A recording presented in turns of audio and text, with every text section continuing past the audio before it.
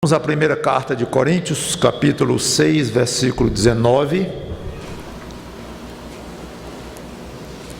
1 Coríntios 6 e 19.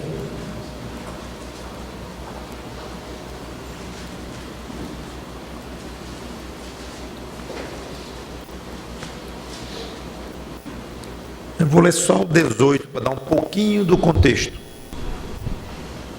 Mas vamos nos concentrar no assunto do 19. Então, 18. Fugir da impureza. Qualquer outro pecado que uma pessoa cometer é fora do corpo. Mas aquele que pratica a imoralidade peca contra o próprio corpo. Aí vem o que eu quero falar. Acaso não sabeis que o vosso corpo é santuário do Espírito Santo, que está em vós, o qual tendes da parte de Deus, e que não sois de vós mesmos? Vamos ao 20. Porque fostes comprados por preço. Agora, pois, glorificai a Deus no vosso corpo. Vamos orar. Santo Deus, nosso bom Pai, dá-nos do teu Espírito, iluminação dele, para entendermos o que vai ser tratado hoje, nesta pregação que vai se concentrar no fato de sermos habitação do Espírito. Que cresçamos na nossa vida, no dia a dia, refletindo mais e mais esse fato, que somos santuário de Deus. Em nome do Senhor Jesus Cristo, que nós te pedimos e agradecemos. Amém. Então o título é muito simples, eu praticamente já anunciei. Eu sou santuário de Deus. Nesse texto, lá do versículo 12, Paulo vem condenando a imoralidade para os coríntios. E além de dizer que o nosso corpo pertence a Cristo, passou a pertencer a Cristo desde que nos convertemos a Ele, ele fala que fomos espiritualmente e intimamente unidos a Cristo. Isso é o que ele vem dizendo.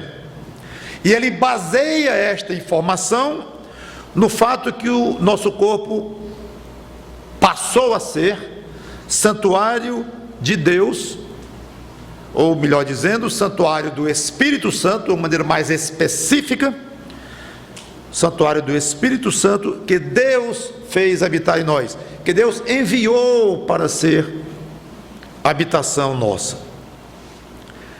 A palavra santuário, no original, vem de uma palavra que no sentido original significa habitar. Ela é usada no grego do Novo Testamento com relação ao templo de Jerusalém, mas não a todo o prédio do templo. O templo era composto de muitas partes, mas somente do edifício sagrado, na parte, o santuário em si mesmo, como eles chamavam, que consistia no lugar santo e no santo dos santos, lugares esses que eram separados por um véu. O primeiro uso na Bíblia da ideia de Deus habitar em algum lugar está em Êxodo capítulo 15, versículo 17. É importante nós vermos um pouquinho da origem, no Velho Testamento, da ideia de Deus habitar em algum lugar. Êxodo 15 e 17. Diz assim: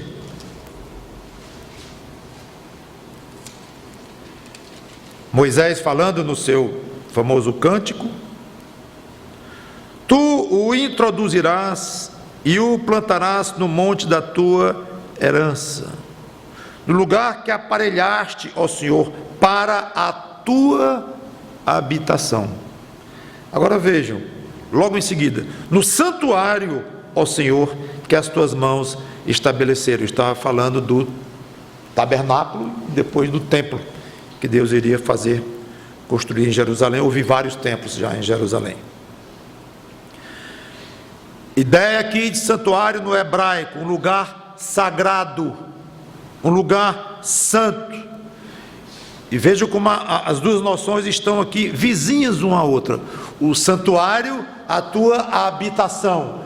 Então, Deus, santo como Ele é, obviamente, o lugar em que ele habita é um lugar santo, tem que ser, não haveria outra forma de ser. Então as duas ideias andam juntas, de um lugar em que Deus habita, e por ser o Deus Santo que habita naquele lugar, esse lugar torna-se um santuário. Esta é a ideia. Então poderíamos tomar como uma definição de santuário: lugar sagrado onde Deus habita ou se faz presente, e portanto dedicado à adoração de Deus. No Antigo Testamento não há nenhuma referência à pessoa como santuário, ser alguém, mas um local onde Deus se faz presente de uma maneira mais forte, de uma maneira mais imediata ao ser humano. Por que eu faço essa observação? Porque Deus é onipresente.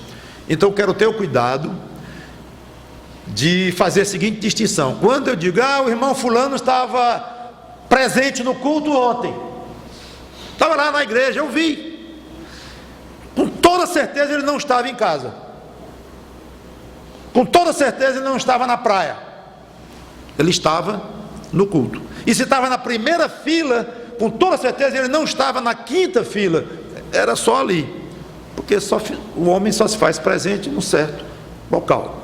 Eu não quero passar esta ideia, quando falo de santuário da habitação de Deus, como Deus está presente naquele local, ou no Santo dos Santos, como foi no tabernáculo erigido no deserto, que culminou com a construção do templo por Salomão. Quer dizer que Deus está ali naquele local, no Santo dos Santos, e pronto, com toda certeza Deus não estava no outro lado do mundo, lá no lugar chamado depois por Japão. Ele não estava lá, ele não estava na Lua, não estava em Marte, porque ele estava lá no Santo dos Santos. Não é assim não. Então eu estou fazendo apenas um parênteses aqui, que é diferente quando nós dizemos que um ser humano como nós estava num certo local, ou está, que exclui todo e qualquer outro. Com Deus não exclui nada em lugar nenhum do universo criado por Ele. Os lugares visíveis e invisíveis, basta ler o Salmo 139 para você ver bem o que eu estou falando. Então, quando falo em santuário, lugar que Deus habita, é um lugar em que Ele se faz presente. O que nós podemos dizer é, com nossas próprias pobres palavras, faz presente de uma maneira especial, ou de uma maneira mais imediata. Ele mesmo quis assim, Ele mesmo nos ensinou essa ideia. Mas não se permita levar pela ideia de que uma vez que Deus está no santuário, Ele não está mais em lugar nenhum, Ele está em todos. Fecha parênteses para essa explicação que eu tinha que dar. No Antigo Testamento, como falei, não há referência de um santuário feito por uma pessoa, ou a própria pessoa sendo um santuário. Essa noção foi ensinada pela primeira vez pelo próprio Senhor Jesus Cristo, referindo-se a uma pessoa como sendo santuário de Deus. Quem era esta pessoa? Ele mesmo. João capítulo 19, versículo 22.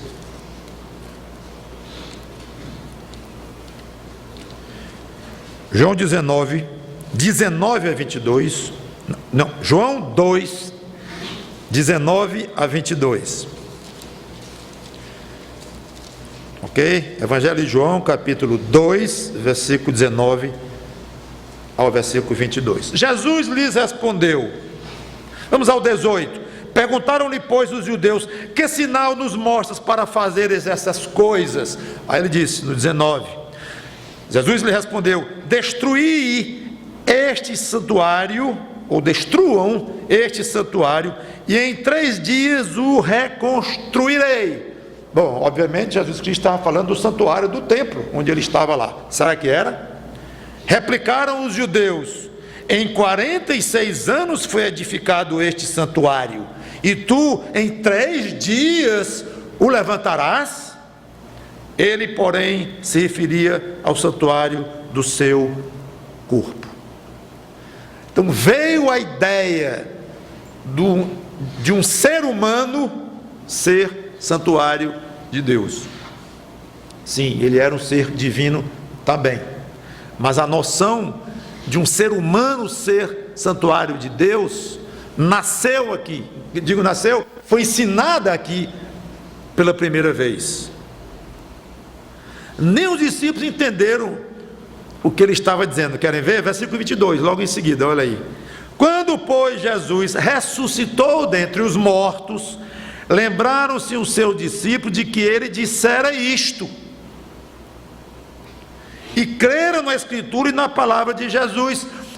Eles não tinham entendido bem, não tinham, eu não quero dizer que eles não tinham acreditado bem, porque isso aí seria um pouco de demérito para eles, mas talvez até inclua um pouco disto.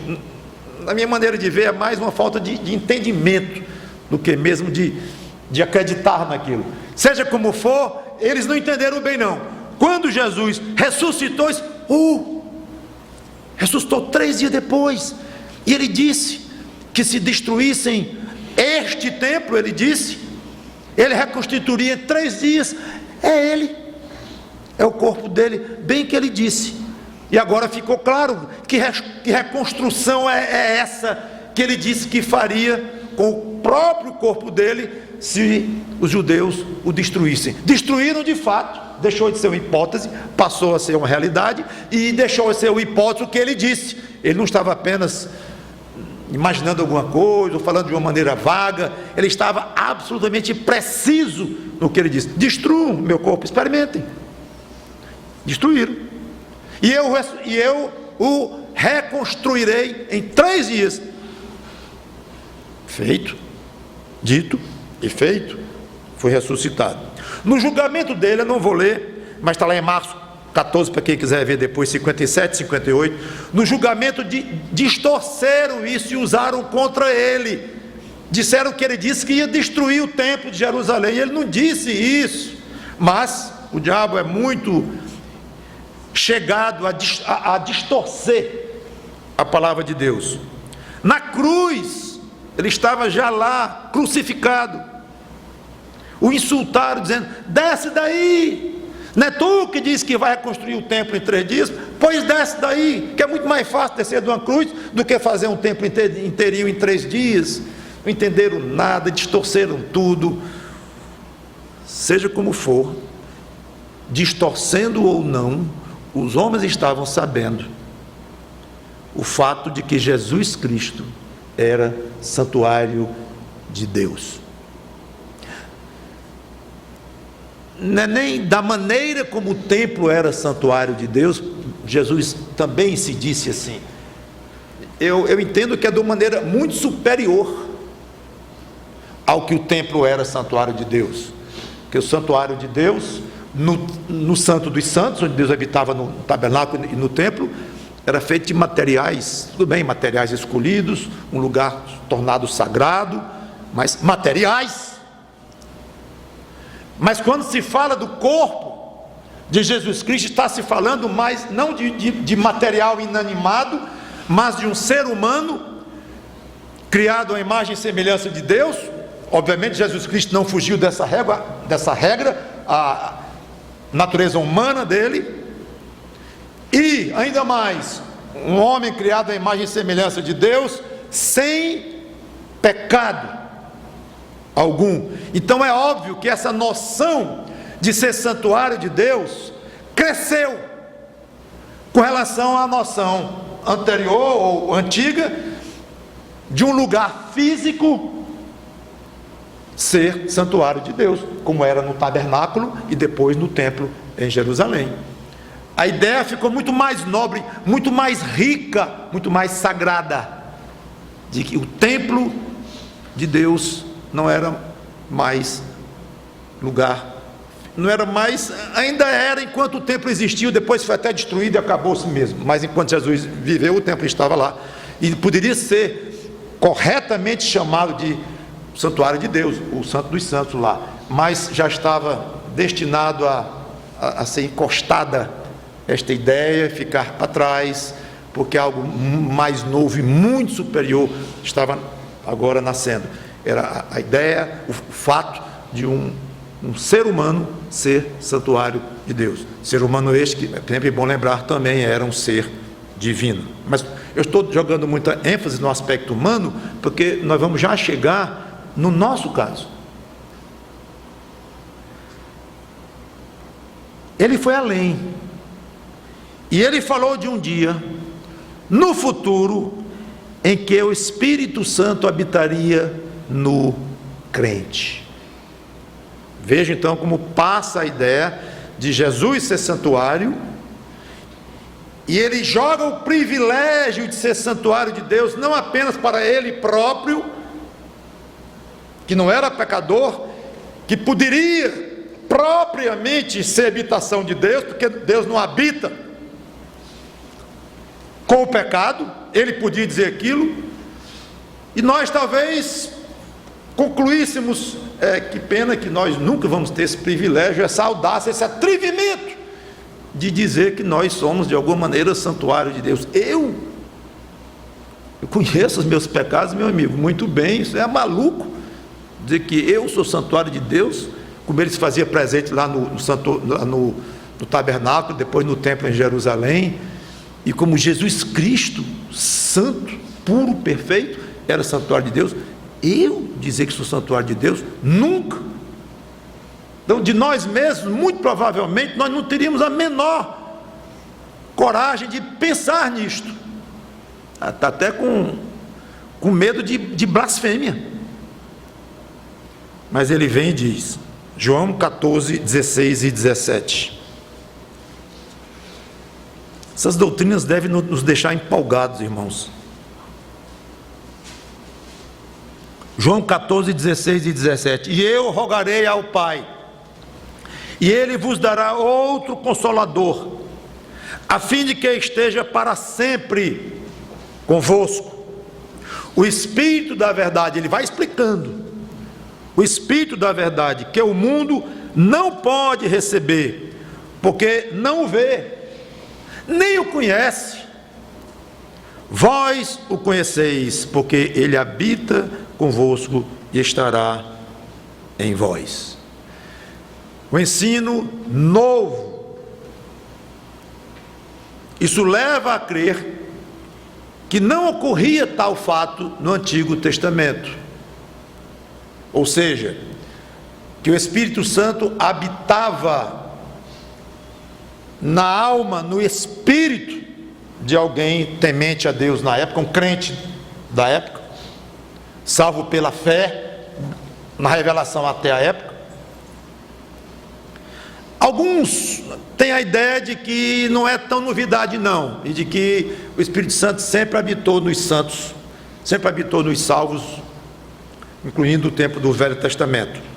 Outros acham que é um ensino novo, pertencente ao Novo Testamento.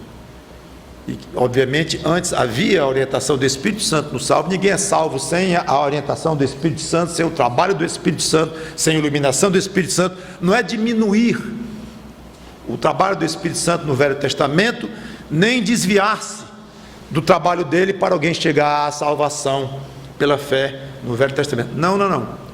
Mas que há algo muito diferente, muito significativo, novo, nessa questão da habitação do Espírito Santo no crente do Novo Testamento, o crente da igreja que pertence à igreja de Cristo.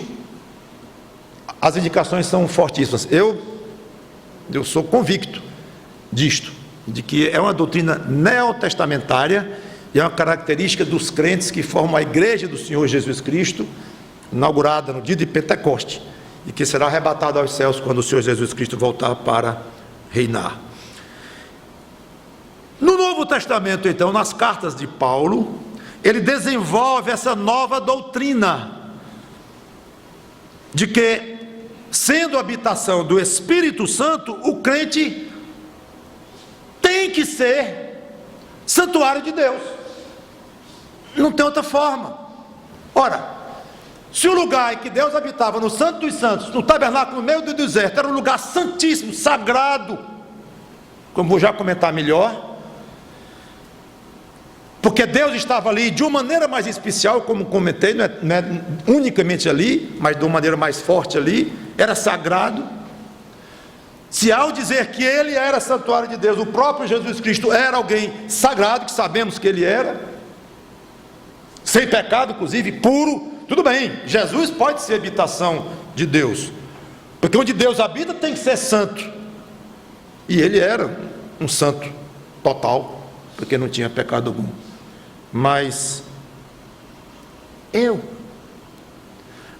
quando Jesus diz que o Espírito Santo iria habitar no crente continuamente, a implicação disso era óbvia.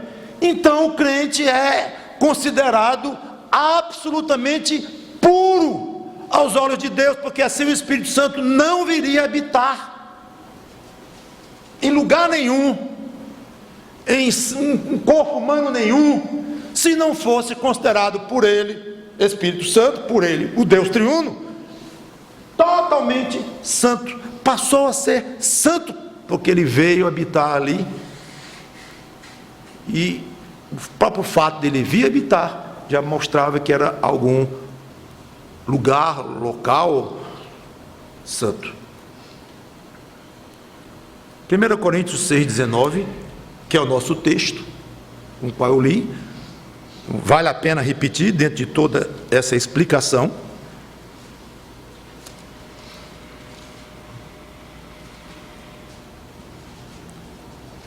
Voltando então a 1 Coríntios 6,19.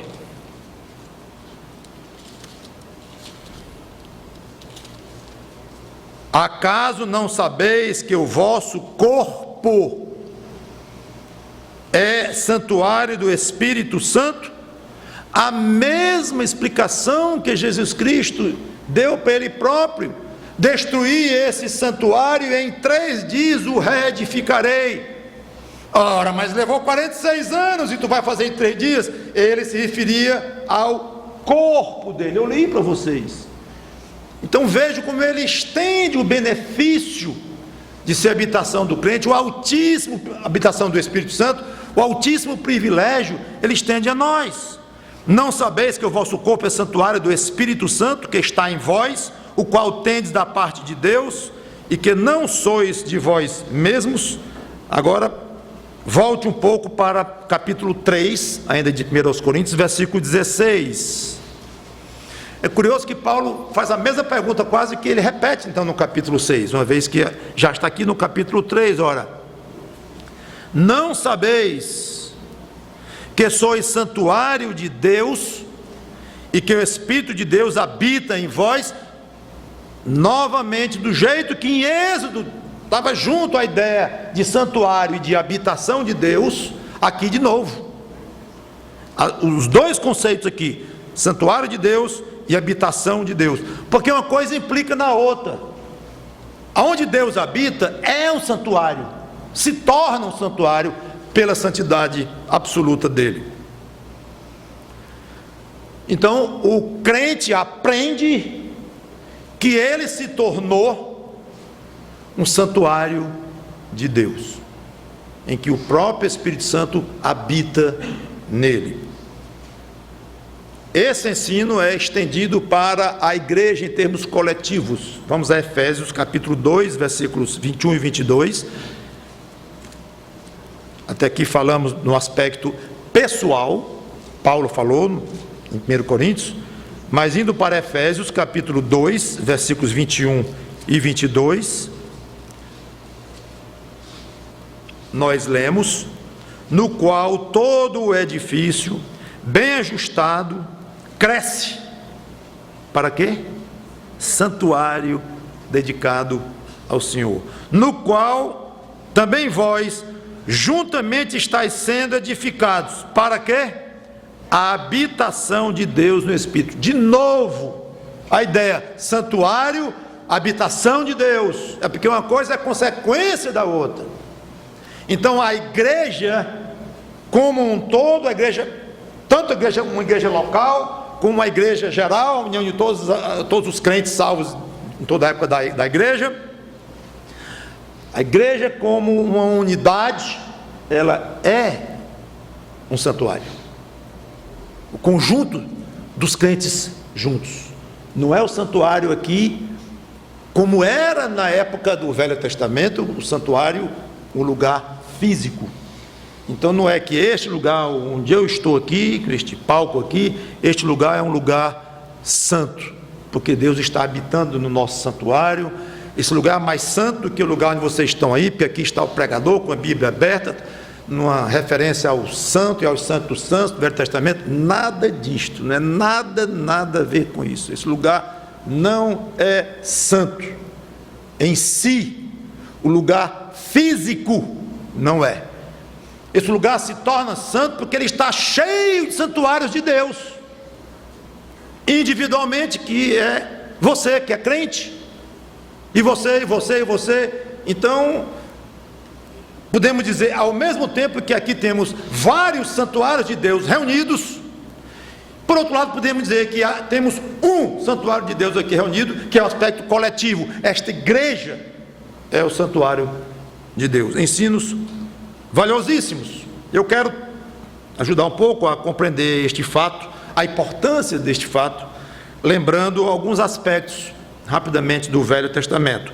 O tabernáculo de Moisés, em que Deus mandou Moisés erigir no deserto, era um lugar sagrado, como já expliquei, um lugar santo, porque Deus estava ali habitando. Era uma tenda dividida em duas partes. A primeira parte chamada de santo, em que só sacerdotes entravam, e o lugar santo dos santos.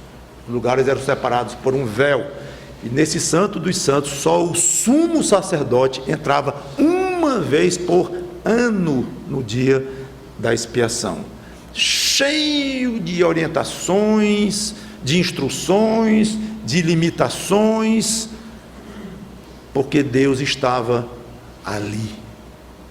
E Deus dizia: se alguém infringir uma norma dessa, de entrada no santo, entrada nos santos dos santos, qualquer infração é imediatamente punida com morte, porque é um lugar sagrado demais. A planta foi dada em detalhes por Deus para Moisés. A própria planta física está lá, as dimensões estão lá. E essa tenda, que era dividida em duas, por sua vez, ela era cercada por uma cerca baixa, com cortinas, cada material especificamente detalhado, cada poste, cada distância de um poste para o outro. Você deve ter lido isso em Êxodo. Tudo super detalhado, que a gente nem tem direito os termos, o que era exatamente na época, mas é impressionante a quantidade de detalhes.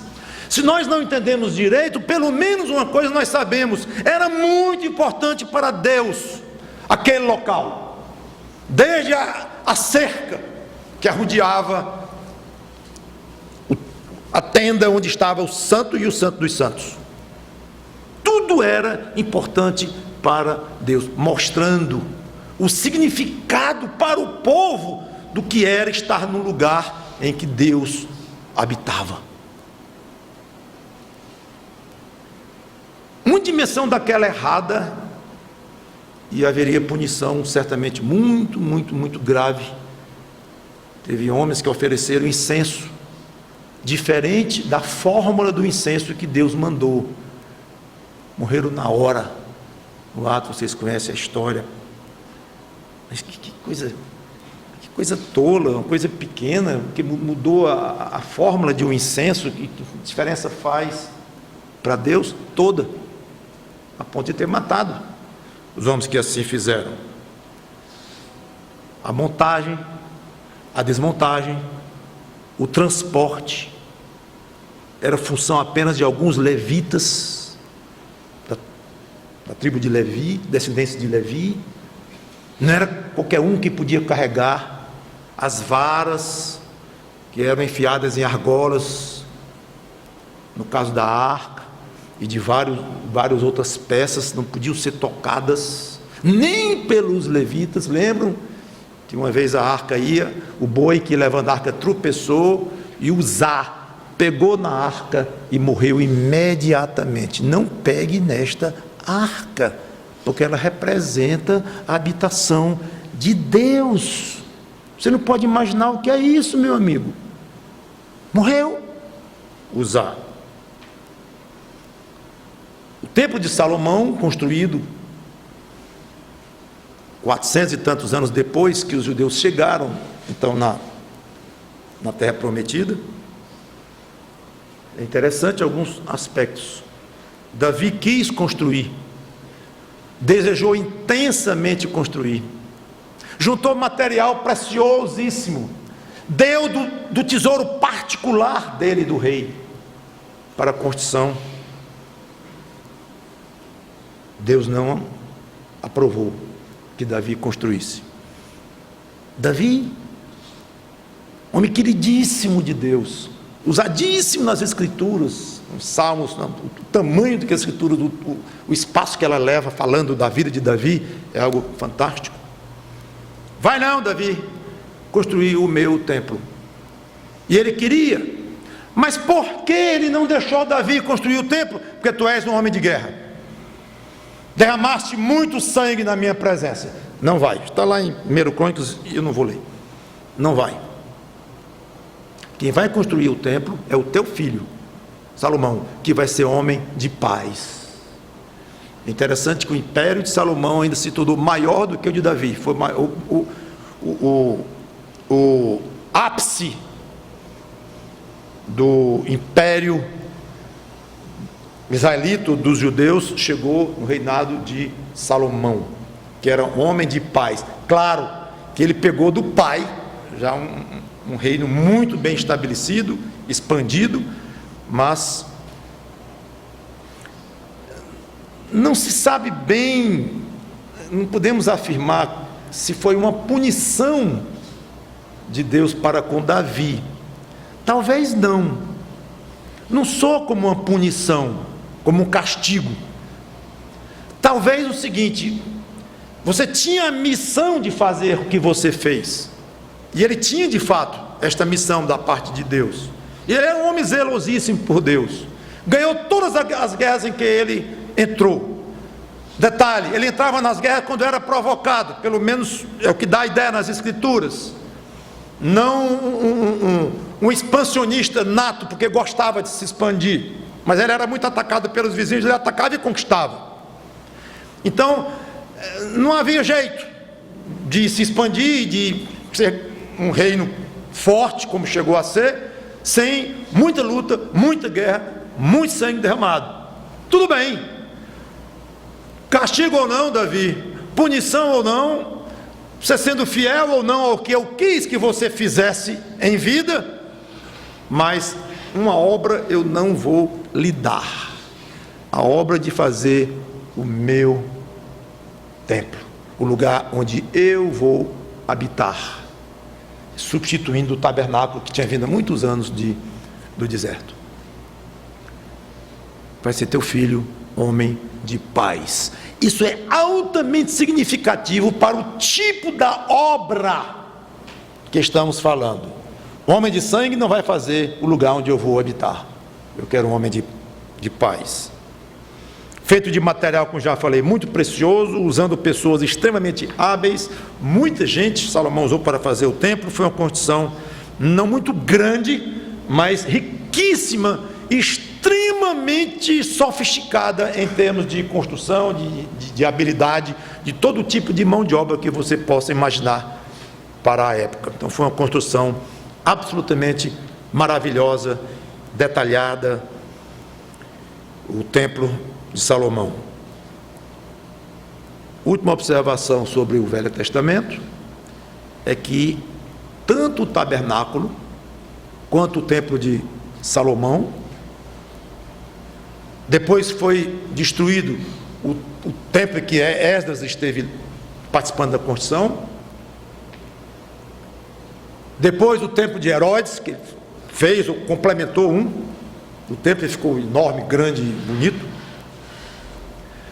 Cada um a seu tempo era o único lugar em que o israelita poderia adorar a Deus com sacrifícios. O único lugar no mundo. O judeu é um prosélito. O prosélito é um gentio que tinha se tornado um judeu, por ter se concordado em se circuncidar e obedecendo à lei como um judeu. Tanto mesmo assim no tempo eram diferentes os lugares de um judeu e dos gentios. Mas, seja como for, só havia este lugar para um temente a Deus, israelita, ou um gentio, prosélito, sacrificar em Israel ou no mundo inteiro, só podia ser lá. Muitos problemas vieram porque reis e outras pessoas quiseram sacrificar em outros locais, e Deus não permitia. Aquele era um lugar único, porque era especial demais a presença de Deus ali.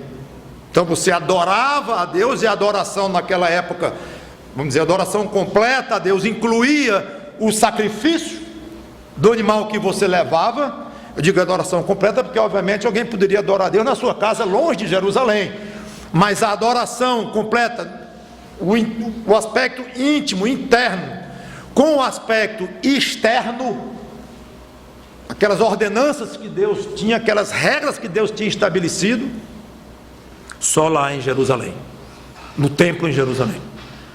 Muito bem, tudo isto que eu estou falando com relação à construção do tabernáculo, do templo, dos templos, um depois do outro, quando era destruído vinha outro, tudo isso foi substituído por você, crente. Agora você é o templo de Deus. Você é o templo do Espírito Santo. Você é santuário de Deus. Ninguém vai a Jerusalém para visitar o santuário de Deus. Não existe, nem tem lá mais. Achamos que ainda vai ser reconstruído para quando Jesus Cristo voltar, mas eu não vou entrar nesse mérito.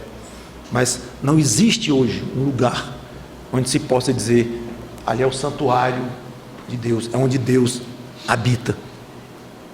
Isso, hoje, este local é o seu corpo. Você sabe o que isso significa? O peso disto? Eu não sei. Eu confesso minha pequenez, minha ignorância de não chegar nem perto do que realmente isto significa. Nunca cheguei perto de alcançar o que significa eu ser habitação de Deus. Fico até constrangido. Começa lendo agora de novo o nosso texto, 1 Coríntios 6:19, a segunda parte do versículo em que ele diz, e que não, eu quero ler literalmente com vocês. Volte lá, por favor, 1 Coríntios 6:19.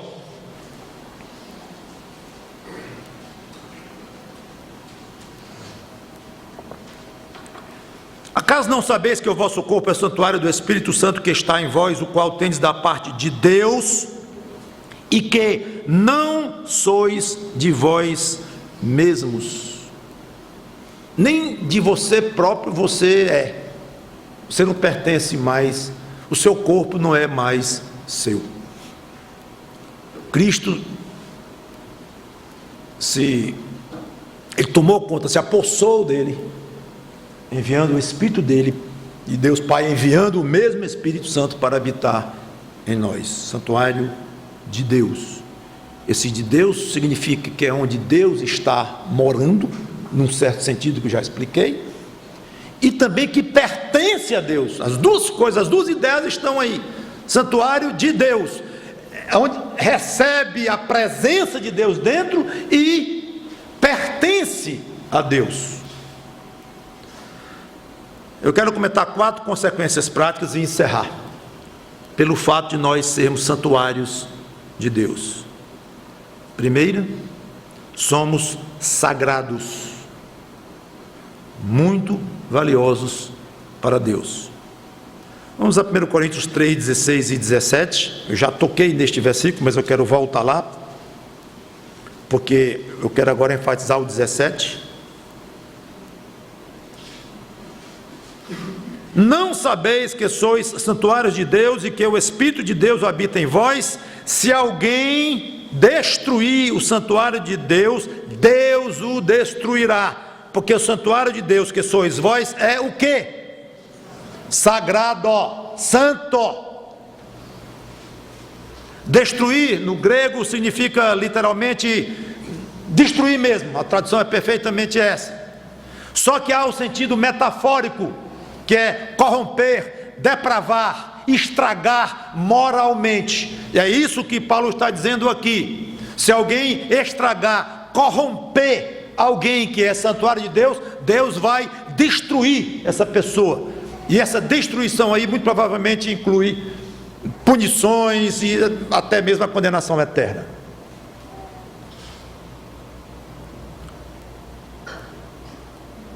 O vós refere-se à igreja, porque o santuário de Deus que sois vós é sagrado. Igreja local, que eu já comentei que tanto tem um aspecto individual como coletivo. Do versículo 1 até o versículo 15 deste capítulo 3, Paulo estava falando, é importante esse contexto, de ciúmes na igreja, depois de falsos ensinos, ministérios fracos na igreja, problemas graves na igreja de Corinto. Então ele conclui no versículos 16 e 17, é uma conclusão, lembrando da glória e do valor da igreja, que é a habitação do Espírito Santo, e dizendo que o próprio Deus pedirá contas de quem estragar, contaminar a igreja de Cristo. Imagino que o crente deve se sentir, primeiro, feliz e orgulhoso pelo carinho e proteção que Deus tem para conosco. Privilégio que Ele nos deu de nós nos tornarmos a habitação dEle.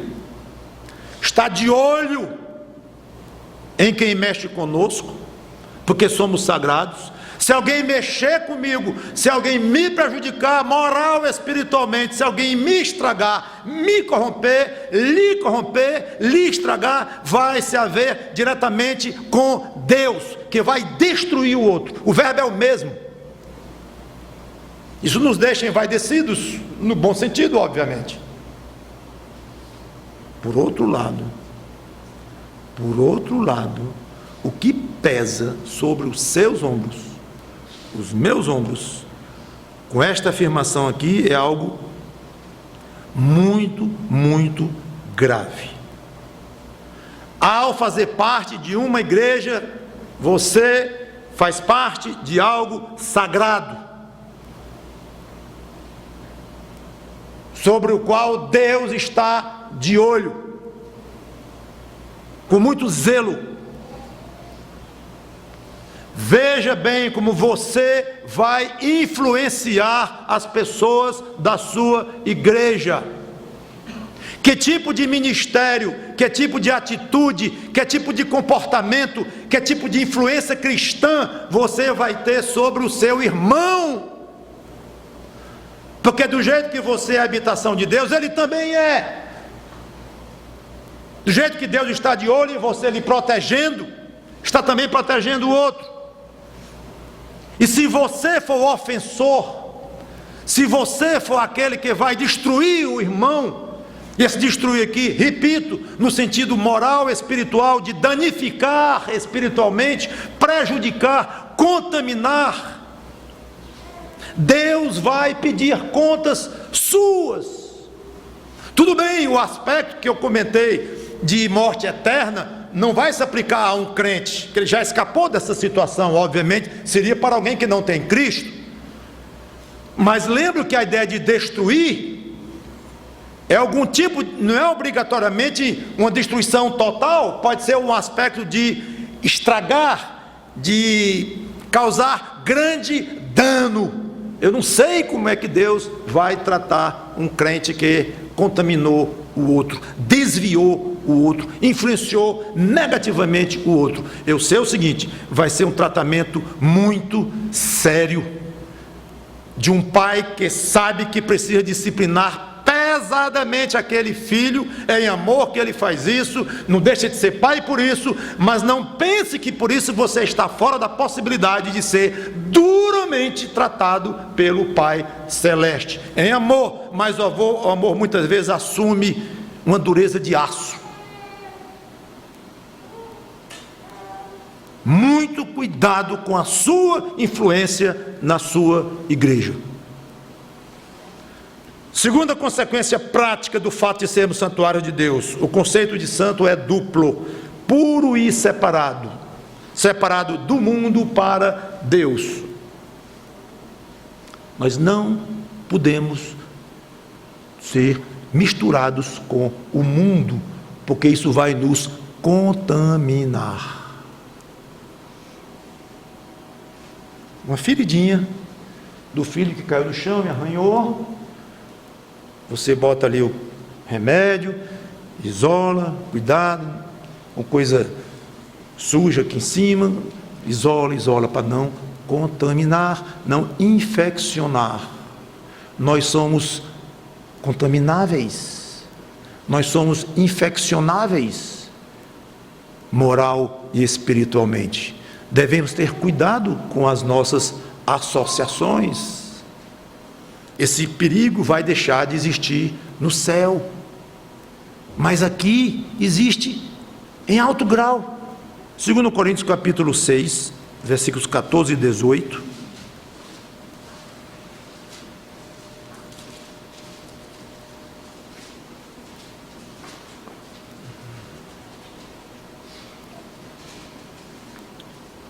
Segundo Coríntios 6, 14 e 18 diz: não vos ponhais em julgo desigual com os incrédulos, porquanto que sociedade pode haver entre a justiça e a iniquidade, ou que comunhão da luz com as trevas, que harmonia entre Cristo e o maligno, ou que união do crente com o incrédulo, que ligação há entre o santuário de Deus, olha aí,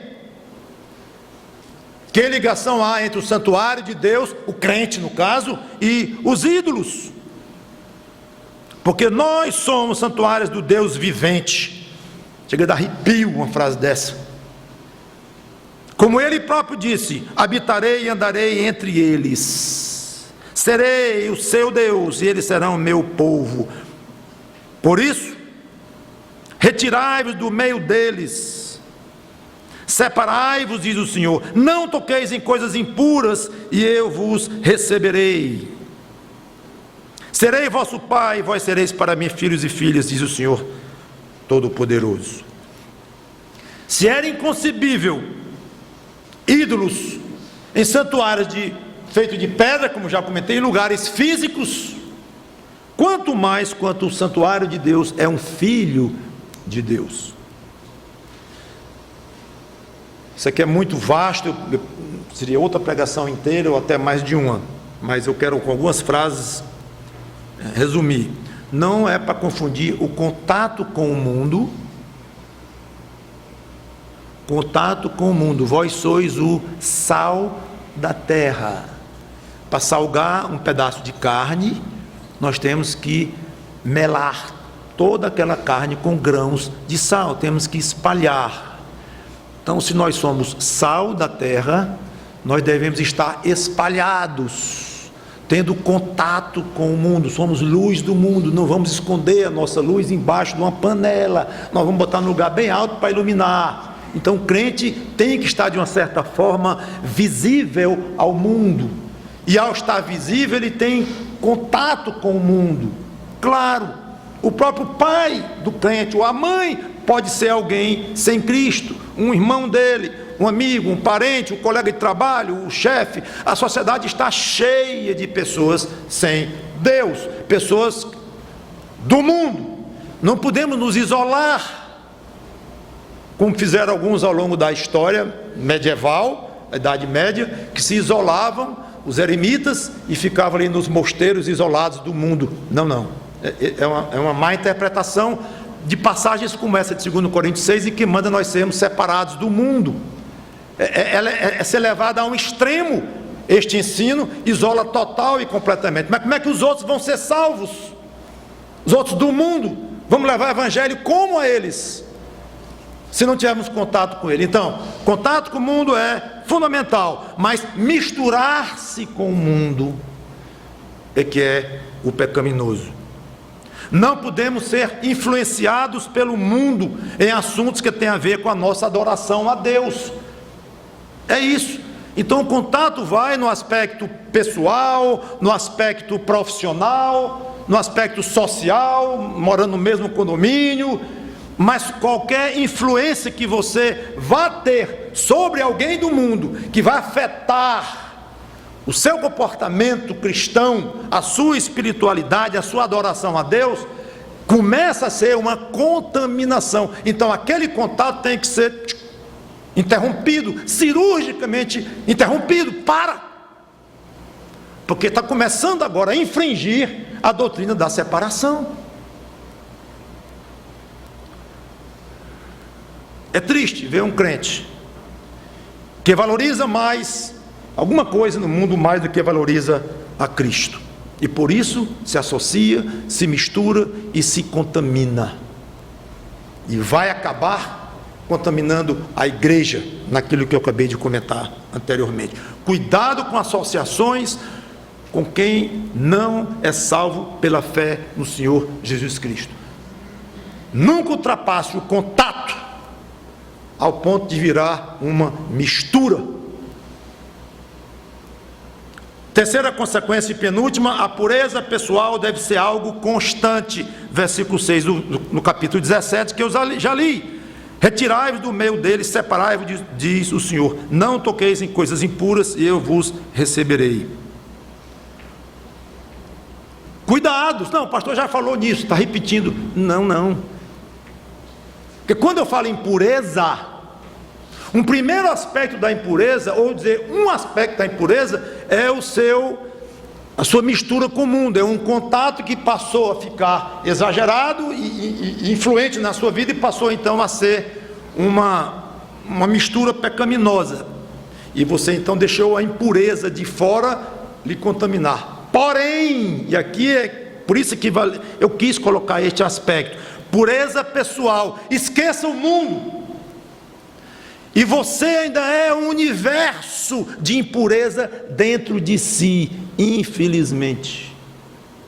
Então não é preciso só o mundo, deixa eu dizer de outra forma, não é só o mundo que ele ameaça contaminar, você mesmo é a maior ameaça contra a impureza, a sua carne.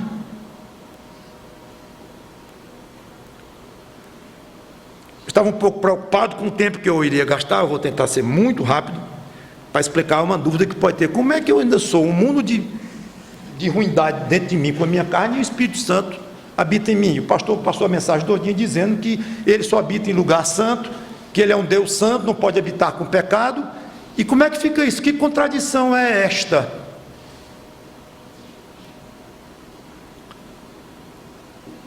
Isso é complicado, mas é o seguinte: aos olhos de Deus, um crente é alguém que está oficialmente justificado. Ele está quites com a justiça divina. Ele foi declarado sem pecado. Ele é visto sem mancha. Deus então o declara formalmente como num tribunal. Esse cidadão, aos meus olhos extremamente rigorosos de santidade e de pureza, esse cidadão não tem uma mancha. Que mágica é essa? Não é mágica, é o trabalho do sangue de Cristo na sua alma. É tão perfeito o sangue de Cristo, tão puro e tão poderoso o trabalho que o Espírito Santo faz em nós, na nossa conversão, que ele nos limpa, o sangue de Cristo nos limpa total e absolutamente de qualquer resquício de pecado. Então, quando Deus vê por um ângulo de julgamento, um ângulo de juiz, ele declara: não tem pecado neste cidadão, nesta pessoa, nesta mulher, nesta moça, nesse ancião, não tem pecado algum aos meus olhos. de um juiz que vai determinar o destino desta alma aqui, porque Cristo revestiu essa pessoa de tal forma e lavou essa pessoa de tal forma que eu só vejo Cristo, o meu filho querido, na minha frente. Então, tanto quanto Cristo é aprovado aos meus olhos, essa pessoa que aceitou pela fé a salvação do meu filho Jesus Cristo tornou-se também santo.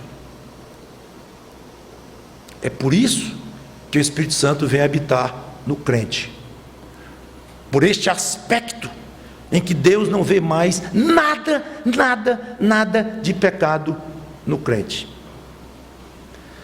Mas há um segundo aspecto, esse é desgraçado, e vocês todos conhecem, é que a carne continua ainda nos dando trabalho.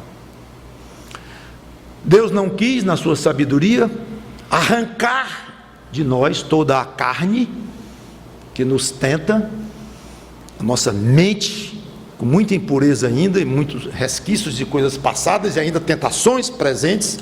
Deus permitiu que ainda convivêssemos, mesmo já pelo aspecto de julgamento de Deus, puros e santos, a ponto de sermos considerados em condições de receber a habitação do Espírito Santo.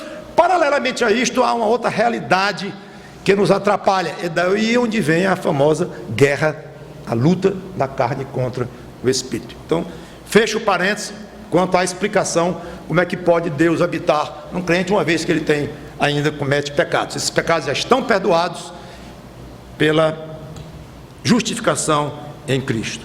Então, o santuário de Deus não pode ter mancha.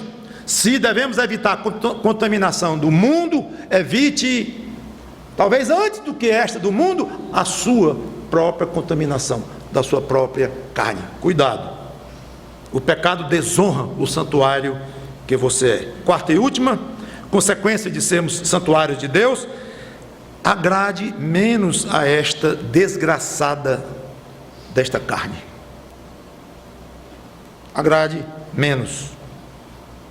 Olha, o fato de nós sermos santuários de Deus é muito desagradável para a sua carne. O fato de você ser habitação do Espírito Santo é muito ruim para o diabo, que influencia a nossa carne, tem contato direto com a nossa carne. É terrível. E o que puder fazer para estragar, ele vai fazer. E ele vai fazer influenciando a sua mente carnal, o aspecto carnal da sua pessoa. A carne, nunca se esqueça, é inimiga de Deus, quer agradar a si mesmo. Eu tenho observado uma criança de 4 anos de idade, de 10 frases que ela diz, em 9 tem o verbo quero. Eu não tinha observado tanto há alguns anos atrás, agora eu estou pasmo. Deve ter sido sempre assim, mas agora está me chamando a atenção. As crianças, eu quero, eu gosto, eu não quero, não quero. Observe você, pai, tio, avô, observe. O verbo está lá, isso é carne pura. Isso é o costume que nós temos desde crianças de agradar a nossa própria carne. Morte a esta carne, morte. Sem pena, sem misericórdia, sufoca, mata a míngua esta carne, e aprenda a satisfazer o seu eu salvo, o seu eu espiritual, aquele crente que tem em você, que ama a Deus e quer agradar a Cristo, capricha nisso e procura encontrar prazeres neste rumo, porque há muitos desses prazeres, infelizmente, são quase que ou totalmente desconhecidos, e muitos crentes, sabe por quê? Porque não conseguem sufocar a carne, terminam contaminando o seu espírito, e bastante fracos espiritualmente, e Deus se fecha. Não entristeçais o Espírito Santo de Deus. O que é isto? Não apagueis o Espírito Santo. O que é isto? É agradar tanto a carne que o Espírito Santo não quer operar naquele corpo, naquela mente, naquele crente. Ele se entristece, metaforicamente se apaga. Interessante, não há ideia de que ele se retira e que ele deixa de ser habitação do crente, não. Mas entendemos que esse entristecimento dele, ou esse apagar dele, tem a ver com exercício do trabalho dele, influência dele na vida do crente, e ele então fica quieto demais. Que infeliz de crente este em que o Espírito Santo vê tanta carne atuando naquela vida, que se constrange, se entristece e deixa de atuar. Fica um hóspede muito mal acomodado. E você sendo um péssimo anfitrião. Que tristeza. Aprenda a negar a você mesmo os seus caprichos. Quero encerrar com 2 Coríntios 7:1, vou apenas ler e encerrar. Tendo, pois, ó amados, tais promessas, purifiquemo-nos de toda impureza, tanto da carne como do espírito, aperfeiçoando a nossa santidade no temor de Deus. Leve mais a sério o fato de você ser a habitação de Deus. Eu tenho certeza que você vai ter um outro nível de cristianismo, outro nível de comunhão com Deus, outro nível de poder no Espírito Santo para dar testemunho, para ser sal, ser luz, glorificar a Deus nesta terra. E você que porventura não é crente, corra aos pés do Senhor Jesus Cristo e peça a Ele para lhe perdoar, lavar os seus pecados, para que você imediatamente, pela graça dele, também passe a ser habitação do Espírito Santo. Vamos orar. Obrigado, Senhor Deus, pela tua palavra. Edifica-nos, Senhor, com o que foi dito. Em nome do Senhor Jesus Cristo. Amém.